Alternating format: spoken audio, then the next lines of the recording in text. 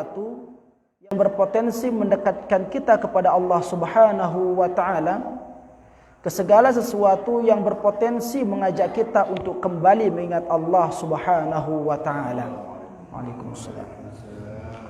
Maka semoga hadratal muhtaramin rahimani wa rahimakumullah, perjumpaan kita pada malam hari ini mampu menjadi salah satu wasilah kita memanfaatkan nikmat yang Allah telah anugerahkan kepada kita untuk menggapai ridhanya, sehingga kita semua termasuk di antara orang-orang yang Allah Subhanahu wa taala masukkan ke dalam golongan orang-orang yang beruntung, baik di kehidupan dunia terlebih di kehidupan akhirat. Salawat beserta salam semoga senantiasa tercurah kepada junjungan kita Nabi besar Muhammad sallallahu alaihi wasallam. Manusia agung, manusia mulia yang mendapatkan julukan kekasih Allah, Habibullah, yang dimana manusia yang satu ini akan mampu memberikan pertolongan pada hari di mana tiada pertolongan di sana, tiada pertolongan di dalamnya kecuali orang-orang yang diperkenankan oleh Allah Subhanahu wa taala. Dialah Muhammad sallallahu alaihi wasallam. Maka sebagai bentuk syukur kita bahwa Allah Subhanahu wa taala menjadikan kita sebagai umat beliau, maka senantiasalah kita untuk memohonkan kepada Allah Subhanahu wa taala salawat kepada baginda Rasulullah sallallahu alaihi wasallam. Semoga dengan salawat yang kita senantiasa panjatkan mampu menjadikan kita sebagai orang-orang yang diakui oleh baginda Rasulullah sallallahu alaihi wasallam sebagai umatnya yang kelak berhak mendapatkan syafaatnya. Amin ya rabbal alamin. Hadratal muhtaramin rahimani wa rahimakumullah.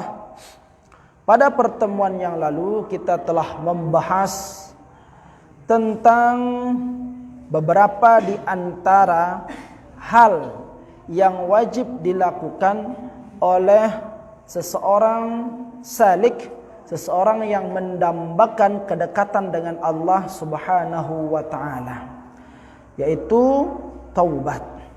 Nah, pada malam hari ini hadratul muhtaramin rahimakumullah, kita akan coba melanjutkan kajian kita tentang wasiat yang 9 ya. Waalaikumsalam. Wasiat yang 9 yang harus dijalankan oleh seorang salik untuk menggapai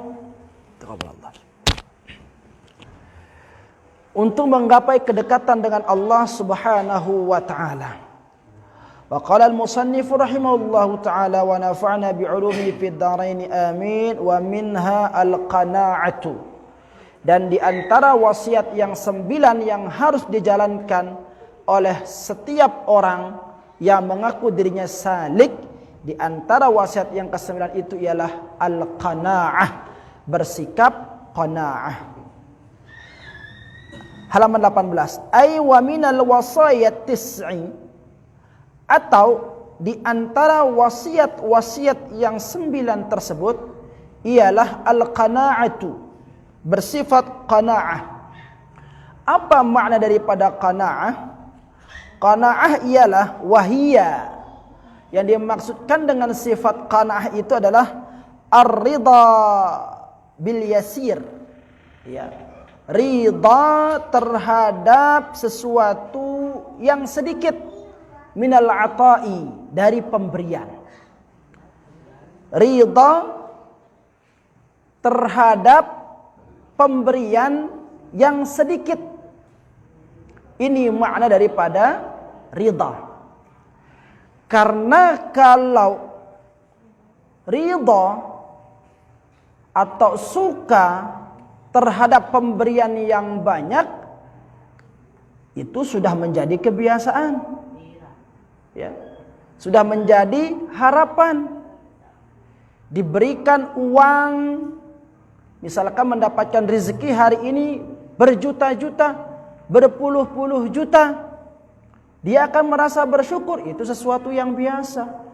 Dia akan merasa ridha dengan uang yang banyak itu sesuatu yang biasa. Waalaikumsalam. diberikan kesehatan oleh Allah Subhanahu wa taala, sempurna kesehatannya itu, dari kesehatan dari ujung rambut sampai ujung kaki, dan dia ridha terhadap sesuatu tersebut, terhadap kesempurnaan kesehatan tersebut, itu sesuatu yang biasa. Ya. Diberikan harta yang banyak, dia ridha, itu sesuatu yang biasa.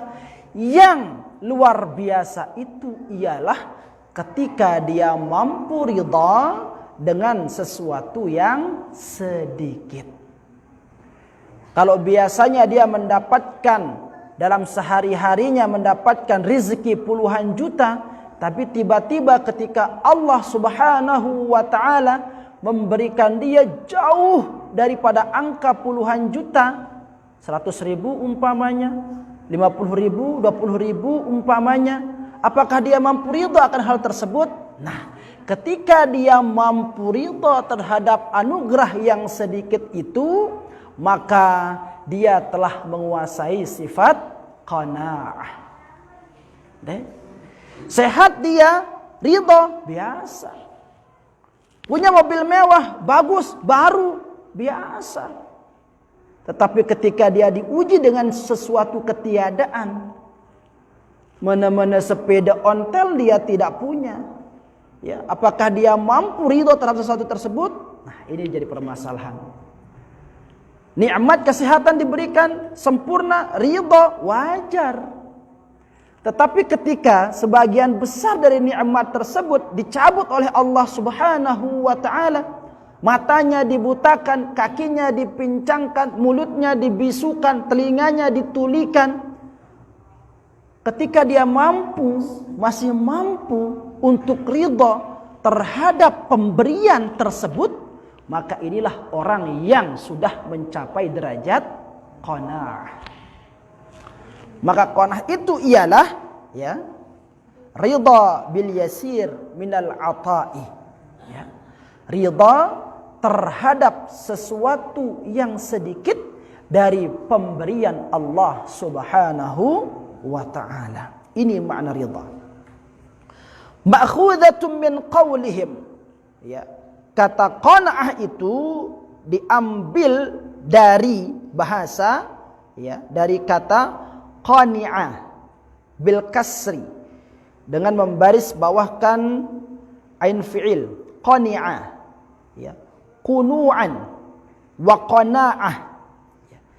Qani'ah itu maknanya ialah idza radiya bil yasir, jikalau dia ridha dengan yang sedikit.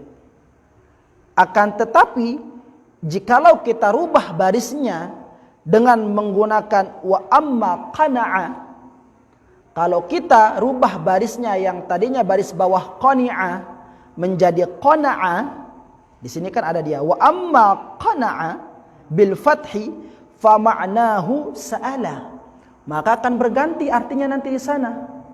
Bukan lagi ridha terhadap sesuatu yang sedikit, akan tetapi maknanya apa? Sa'ala, meminta, memohon. Itu makna qanaah. Jadi beda makna antara pengucapan ya dengan ucapan qani'ah dengan qanaah. Kalau qani'ah, yang ulangin, itu maknanya ridha terhadap pemberian yang sedikit. Kalau qana'a itu maknanya meminta, mengemis, ngendem. Walidha, maka dari ini qala ba'dhumul 'abdu, ya, berkata sebagian daripada berkata sebagian, ya, qala ba'dhum al-'abdu hur, seorang hamba itu, seorang budak itu, ya, akan hur. Apa hur? Akan merdeka, akan bebas. In qani'ah, jikalau dia qani'ah, ay radiyah, atau ridha. Seorang hamba akan menjadi merdeka jikalau dia ridha.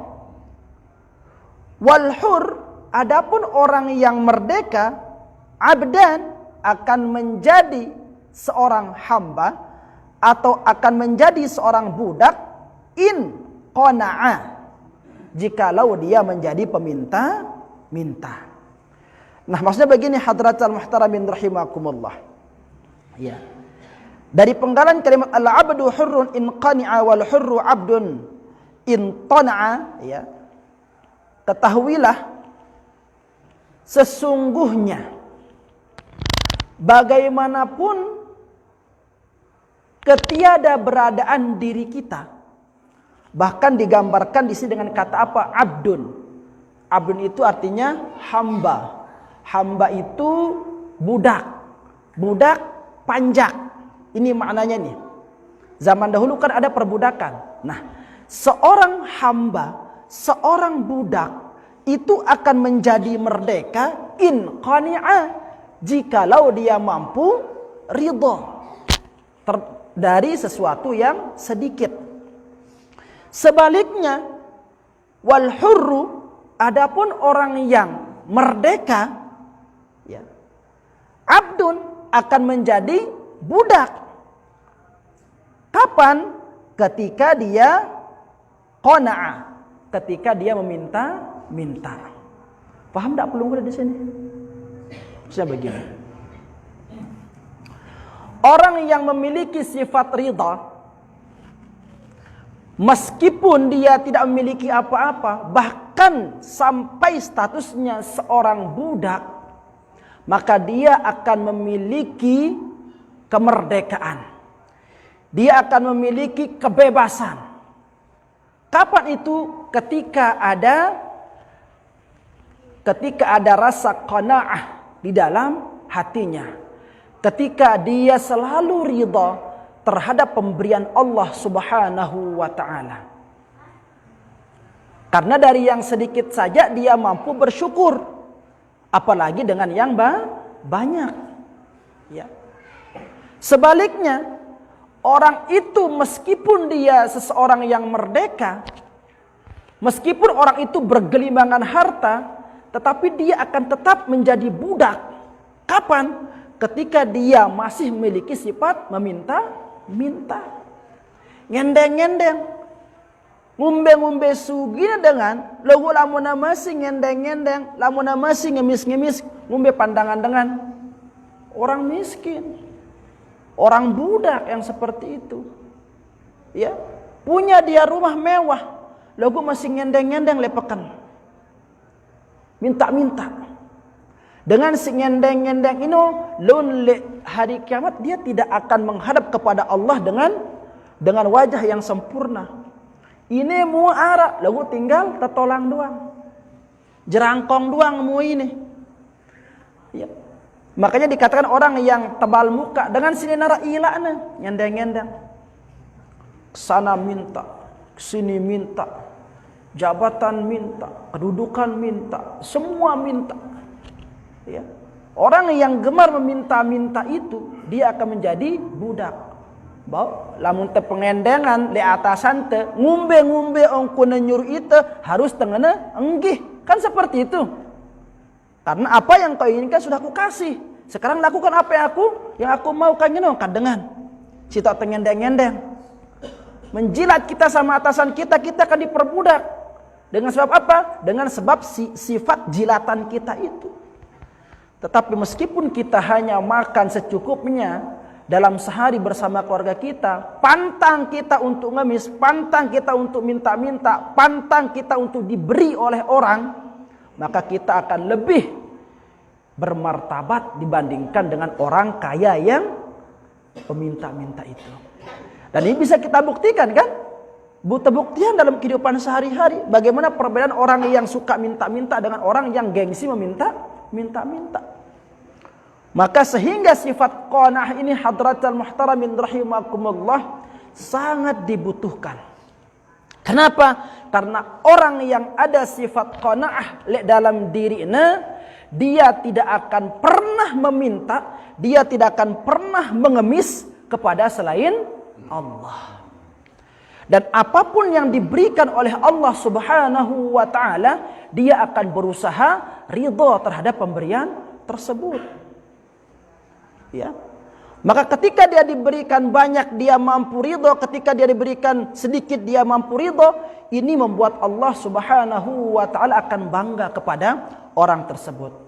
Namun jikalau dia diberikan sesuatu yang banyak dia bersyukur, lalu diberikan sedikit dia tidak mampu ridha, ini yang menyebabkan Allah akan marah. Pada misalkan pelungguh dah, ya,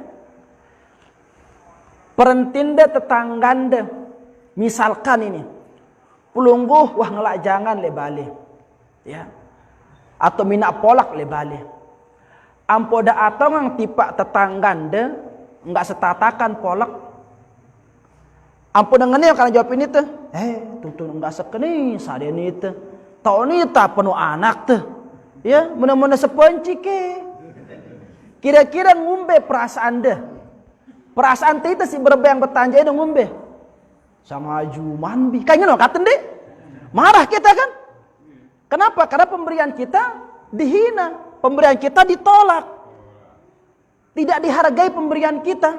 Kalau manusia saja akan marah jikalau pemberiannya itu dihina karena dia sedikit, apalagi Allah. Begitu logikanya hadratal muhtaramin rahimakumullah. Maka jikalau kita ingin disayangi oleh Allah Subhanahu wa taala, berusaha ridha terhadap yang sedikit itu. Karena dari yang sedikit itulah akan menyebabkan Allah sayang kepada kita, lalu memberikan yang jauh lebih banyak dari apa yang sedikit, yang sebetulnya itu merupakan cara Allah menguji diri kita. Sehingga jikalau ada sifat ridha itu, qanaah itu hadratan muhtaramin rahimakumullah, itu setidaknya akan mampu memberikan 4 jawaban di dalam kehidupan kita. Apa yang pertama? Orang yang ada sifat qanaah di dalam dirinya, pertama, dia akan mendapatkan dunia dan seluruh isinya. Apa maksudnya ini? Bukankah qanaah itu ridha terhadap sesuatu yang sedikit? Lalu mengapa kita katakan dengan memiliki sifat qanaah kita akan mendapatkan dunia dan seluruh isinya? Ingat, qanaah itu apa tadi? Ridha bil yasir, ridha terhadap sesuatu yang sedikit. Sementara Rasulullah sallallahu alaihi wasallam sabdakan, "Man asbaha minkum aminan." Barang siapa yang di pagi harinya itu dia aman. Ya. Fi sirbihi. Makanannya itu terjamin. Bagi siapa yang di pagi harinya itu dapat makan lah gitu. Ya. Mu'afan fi jasadihi, badannya sehat. Ya. Indahu qutun yaumi, mohon maaf yang salah mengartikannya. Man asbaha minkum aminan fi sirbihi. Barang siapa yang pada pagi harinya itu aman, tidak ada gangguan, dinarak kencana besual, sugul balik ya aman, tenang le hidupnya. Yang kedua, mu'afan fi jasadihi, diberikan dia kesehatan badan oleh Allah Subhanahu wa taala. Tidak ada satupun dari anggota tubuhnya ini yang mengalami sakit. Indahu qutun yaumihi, dan Allah Subhanahu wa taala berikan dia makanan pada hari itu, fa ka'annama hizat lahu dunya. Maka orang yang seperti itu diumpamakan seperti mendapatkan dunia dengan seluruh isinya. Ya. Artinya apa? Dia mencukupkan dirinya dengan pemberian Allah. Hidup dia pada pagi hari, bangun tidur dia pada pagi hari, keluar rumah dia tenang. Dena araknya banginnya, dena arak meswalinnya, ya. Lalu tubuhnya sehat. Dena arak sakit, mana-mana penentang ni dena arak sakit. Terus setelah itu dia bisa makan dengan 3 kali sehari. Cukup hanya itu sebagai batasan orang itu dikatakan mendapatkan dunia dengan seluruh isinya. Bandingkan dengan orang yang bergelimangan harta. Logu bu'na sugul balik takut. Kan takut mereka tukang tagi. Tenang hidupnya. Burna sugul lekan balena besual. Hanya untuk nonyonya rubin besual. Ya, ini dia tenang hidup tuh. Apa gunanya kita punya harta banyak tetapi setiap hari otak kita dijejal dengan masalah. Buru tesugul bale pesualin, dia teman le dalam perjalanan besuan, le dalam pekan masalah. Ya, be copet ini tebe palang ini tebesual itu lihat. Ya. Darah kenana yang seperti itu. Ada orang yang ketika keluar dari rumahnya aman, gak ada masalah. Tenang dia. Logo giginya sakit. Ini ya sempurna hidupnya. Sugul balenya bang, kadanya bang, dia kebumangan.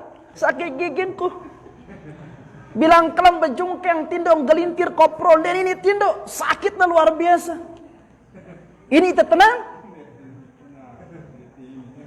Arak dengan aman sugul lekan balena, sempurna kesehatannya, lekan ujung rambutnya sampai ujung kakinya diberikan kesempurnaan nikmat oleh Allah Subhanahu wa taala. Lagu si keteru dia mau mangan, lapar. Ini perlu ada khusyuk ibadah lamun lombok tengah kerongkongan. Puasa doangnya bang kesuwen maghrib. Padahal kewajiban kan? Apalagi dia tulak puasa. Keton dia temu mangan, maka milu sikir meresui apa pada datak, dulangannya bekan panjangannya jari. Nah, sehingga digambarkan oleh oleh Rasulullah sallallahu alaihi wasallam, cukup si telu ini arak lek sopok panjak, maka seperti dia memiliki dunia dengan seluruh isinya. Ya. Tidak perlu ada pesawat jet, tidak perlu ada mobil mewah, tidak perlu bergelimangan harta. Cukup ini doang. Ya. Banyak harta, cerita tiang silai, arah dengan miliarder, lagu yang nebung akan manok. Apa tekan kepeng teh? Ya kan? Arah dengan merusugi apa? Lagu yang bau tama kupi. Ai putih doang.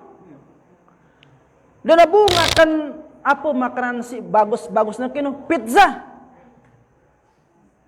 Si bau nggak sakit apa? Lomak belepak. Apa kena penuh kepeng teh? Kepeng penuh. Lagu nena bau tinduk le spring bed. Kumbena lamun tinduk le spring bed begenit awak kena. Akhirnya apa? Le ti perpandan doang tanah bau tinduk nyaman. Apa kena kepeng teh penuh? Iya kan? Nah, ini ada hadratan muhtaramin rahimakumullah. Ini yang pertama. Barang siapa yang tertanam dalam hatinya sifat qanaah, maka orang yang seperti itu diibaratkan seperti telah memiliki dunia dengan seluruh isinya. Yang kedua apa? Dengan menghadirkan sifat qanaah dalam diri pribadi kita akan menjadikan kita orang-orang yang beruntung. Ya. Kok bisa seperti itu? Karena sudah jelas Rasulullah sallallahu alaihi wasallam sabdakan, qad aflaha man aslama. Maka beruntunglah ya orang-orang yang aslama, telah menemukan agama. Seseorang tersebut untuk senantiasa merasa cukup dan cukup terhadap pemberian Allah. Maka ketika dia mencukupkan dirinya dengan pemberian Allah, dia tidak akan mau meminta-minta yang melebihi daripada kebutuhannya menurut anggapan Allah, menurut pandangan Allah. Ya. Ini dia. Sehingga kita diajarkan doa oleh Rasulullah sallallahu alaihi wasallam mengatakan apa? Allahumma inni as'alukal huda wat tuqa wal afafa wal ghina. Ya. Wahai Allah, aku mohon kepadamu ya agar engkau memberikan kepada hamba petunjuk. Petunjuk untuk apa? Untuk senantiasa menjadi hamba yang takut terhadapmu, yang semakin bertambah ketakwaannya. Ini yang pertama. Wal afaf, ya. Lalu merasa cukup. Wal ghina, qanaah itu maksudnya itu. Ya. Selalu cukup, merasa cukup dari apa? dari pemberianmu. Ini makna daripada doa yang diajarkan oleh baginda Rasulullah sallallahu alaihi wasallam. Yang keempat, yang terakhir, ya, sesuatu yang akan dimiliki oleh orang yang ada sifat qanaah dalam pribadinya, akan mampu menjauhkan pemilik sifat tersebut dari sifat hasad. Hasad itu artinya apa? Iri, talon ate. Lamun dengan siara sifat qanaah le diri nendek negen talon ate. Kenapa? Karena dia akan mencukupkan dirinya dengan pemberian dari Allah. Dia hanya punya sepeda ontel, gita anak tetanggana berdua motor, dek negen talon ate. Dia tidak akan menghinakan tetangganya itu. Dia tidak akan menjatuhkan tetangganya yang punya sepeda motor itu. Kenapa? Karena dia akan mengatakan, ini yang diberikan oleh Allah Subhanahu wa taala kepadaku, maka inilah yang aku butuhkan untuk saat ini. Cukup. Ya. Tetangganya beli TV baru, dia negen talon ate.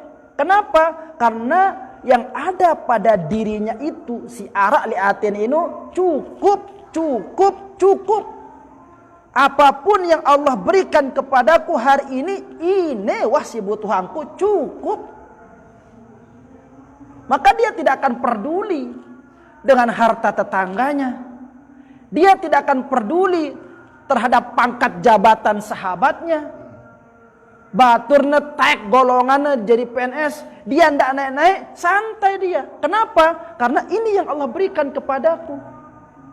Ya. Batur na wahtek jadi kabit, batur na wahtek jadi bupati, ya masih duang le balena merongkon silai, ya. Masih jadi tukang sopu misalkan le sopu kantor, padahal batur mah jadi bupati. Dia tidak akan iri. Kenapa? Karena dia merasa cukup dengan apa yang Allah berikan kepadanya saat itu. Ini dia hadratul muhtaramin rahimakumullah. Maka orang yang ada sifat qanaah dalam diri pribadinya akan menghindarkan dia dari sifat hasad. Dan ingatlah Rasulullah sallallahu alaihi wasallam pernah bersabda, sayusibu ummati da'ul umam. Ya. Umatku akan ditimpa oleh suatu penyakit yang melanda umat-umat terdahulu. Faqalu, maka berkata para sahabat kepada Rasulullah sallallahu alaihi wasallam, "Ya Rasulullah, duhai ya Rasul, wa ma da'ul umam?" Apakah penyakit-penyakit yang menimpa sebagian besar umat-umat terdahulu itu? Qala, Rasulullah sallallahu alaihi wasallam bersabda menjawab, al-asyru, ya. Orang yang mengabaikan perintah Allah, wal batru, orang yang tidak mampu menjaga nikmat Allah, ya, wat takatsur, orang yang berlomba-lomba untuk menumpuk harta, wat tanajush, orang yang suka mencari-cari kesalahan, celah-celah kesalahan saudaranya, ya, saling intip-intip kesalahan, saling menjatuhkan fid dunya, wat tabaghud, dan orang yang sering berkelahi, wat tahasadu, dan sering hasad, iri dengki, hatta yakunal baghyu, sampai seseorang tersebut menjadi pelaku kezaliman. Ini dia penyakit yang banyak menimpa umat-umat terdahulu, sehingga dengan sifat-sifat yang digambarkan oleh baginda Rasulullah sallallahu alaihi wasallam inilah yang rentan atau yang banyak menyebabkan umat-umat terdahulu itu menjadi dihancurkan oleh Allah Subhanahu wa taala. Sila adzan dulu.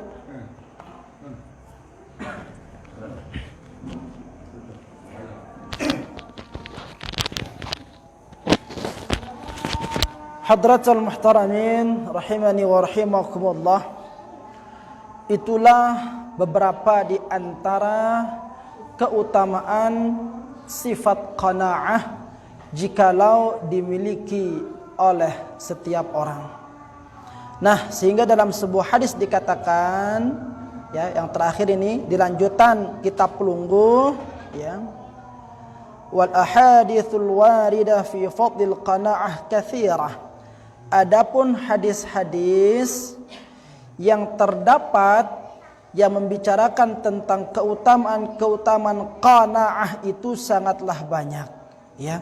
Namun yang masyhur, yang terkenal ialah hadis yang datang dari Jabir radhiyallahu taala anhu an Rasulillah sallallahu alaihi wasallam annahu qala, Rasulullah sallallahu alaihi wasallam sabdakan, al-qana'atu, sesungguhnya sifat qanah itu kanzun la yufna, adalah berangkas, ya, perbendaharaan, tabungan kekayaan, la yufna, yang tidak akan pernah habis.